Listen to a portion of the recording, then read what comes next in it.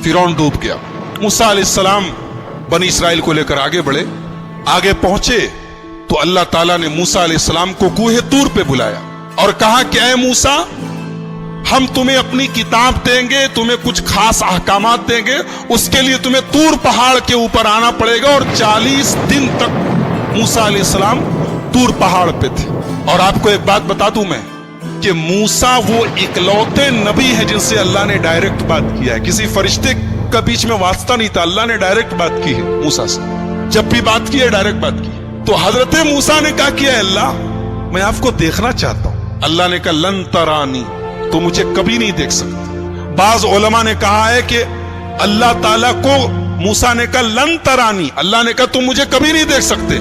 इससे पता चला कि अल्लाह को कोई देख नहीं सकता, कभी नहीं देख सकता।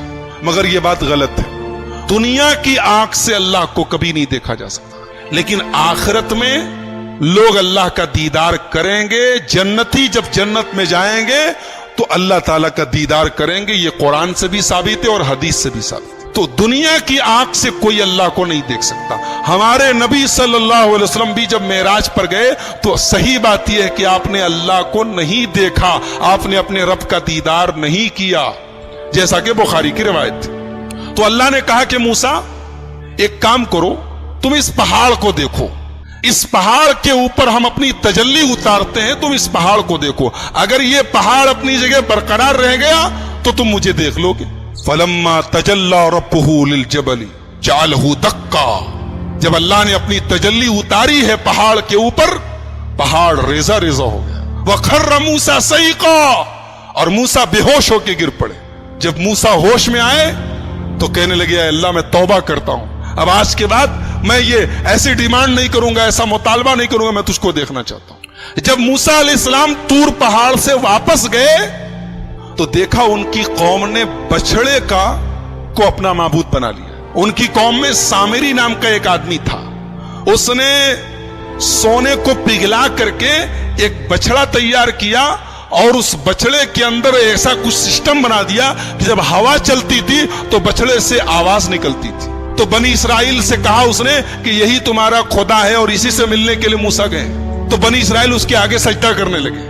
जब मूसा अलैहिस्सलाम आए और देखा कि उनकी कौम बछड़े की इबादत में लग गई है, तो सबसे पहले अपने भाई हारून को पकड़ा, जिनको अपना जानशीन बना के गए। अपने भाई हारून की दाढ़ी पकड़ ली और कहा कि मैंने तुझको अपना जानशीन बनाया था, तूने यही मेरी जानशीनी निभाई है, मेरी कौम बछड़े की इबादत में लग गई। कहा कि मेरे भाई, पहले मेरी बात सुन लो, मेरी दाढ़ी छोड़ दो, मेरा बाल छोड़ दो, पहले मेरी बात तो सुनो। ये सब आपस में झगड़ा कर रहे थे और मैंने समझाने की कोशिश की, लेकिन मैंने देखा कि अगर मैं ज्यादा इंटरफेयर करता हूं तो बात ज्यादा बढ़ जाएगी। मैंने आपके आने का इंतजार किया, मैंने और कुछ नहीं किया। मूसा अलैहिस्सलाम ने बुलाया सामरी को, बोला ये बता तूने ये क्या किया है, ये तूने बछड़े को क्यों बनाया है?